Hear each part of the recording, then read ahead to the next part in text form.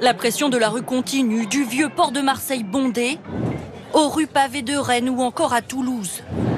757 000 manifestants dans toute la France selon les autorités, près de 2 millions selon les syndicats.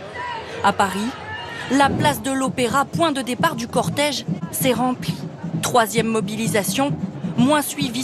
Alors face à des chiffres en recul, les syndicats brandissent la menace du durcissement. Ne vous inquiétez pas, si le gouvernement maintient ses positions, le climat va se tendre.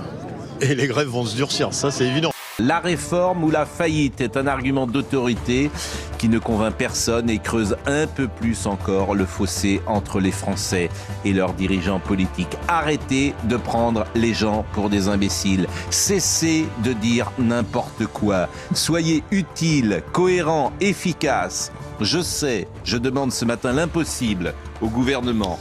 Aux infirmières, aux caissières, aux manutentionnaires, à cette France qui se lève tôt et qui va au boulot, qu'offrez-vous 2 ans.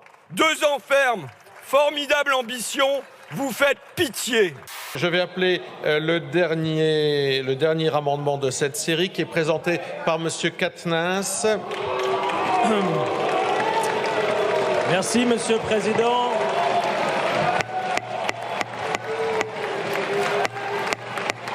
Chers collègues,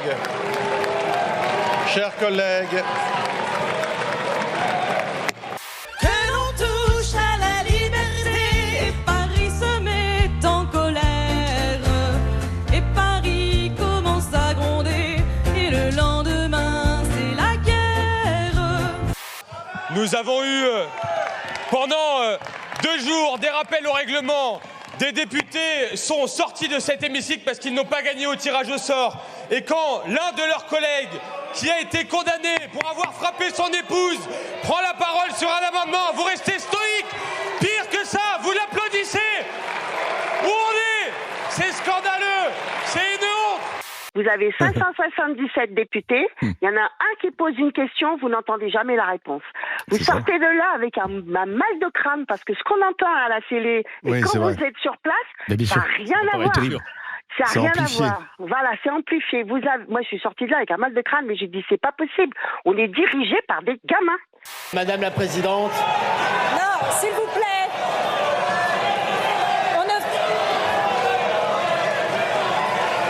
Vous n'avez pas à frapper les pupitres. La parole est au gouvernement.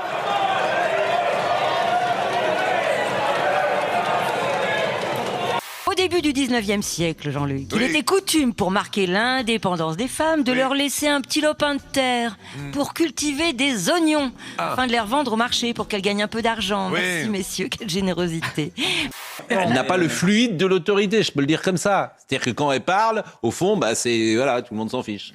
Alors évidemment, quand tu es président, c'est compliqué parce qu'elle n'arrive pas à tenir ses troupes. Ça existe, le fluide de l'autorité. Regardez. Et... Alors, commence. Tends les bras, tu fais ta maline, là. Allez, caméra AED, on est sur la suite du produit fétiche. On est en Bretagne, et semaine 7. Ça tourne. Allez, file dans ta chambre.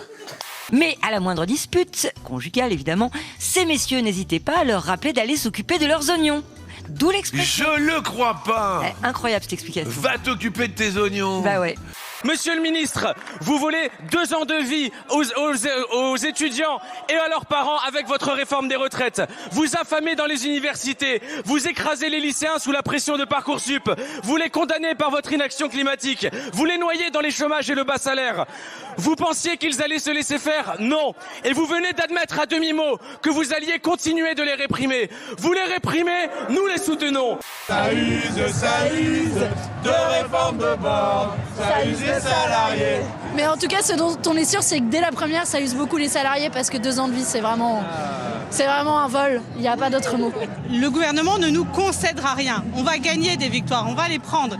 On a aussi le sentiment que la victoire, elle est à portée de main, elle est à portée de basket. Et c'est important de le dire aux Français. On avait bien compris le principe général de votre question qui n'était ni finalement sur les étudiants, sur les jeunes, mais qui vous permettait d'avoir sans doute pour vos réseaux sociaux les 15 secondes que m'ont dit Harold évoquées pour chacun d'entre nous.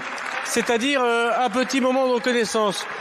Oui, monsieur le député, vous êtes la caricature de ce que j'essaie d'énoncer dans le Parisien, c'est la bordélisation du pays.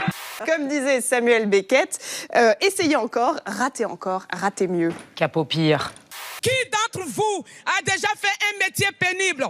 Qui d'entre vous peut lever la main et dire: moi aujourd'hui, j'ai dû pousser des chariots avec 52 kilos de ciment. J'ai dû répéter 1000 fois le même geste en une seule journée. Qui peut lever la main? Personne.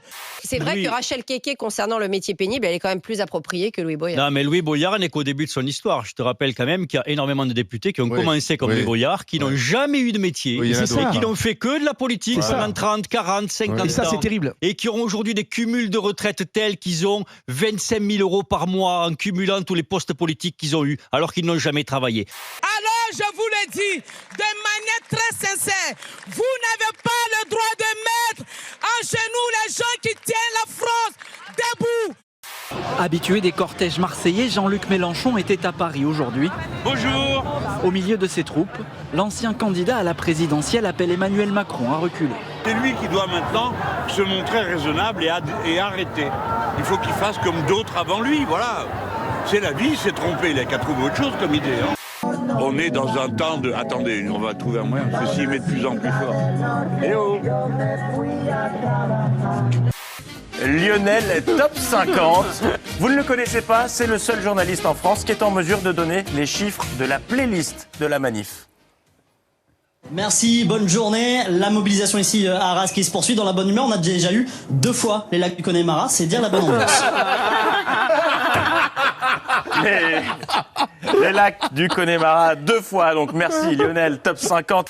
Vous leur dites de baisser un peu, sinon faut que je hurle, moi. 5 minutes, quoi.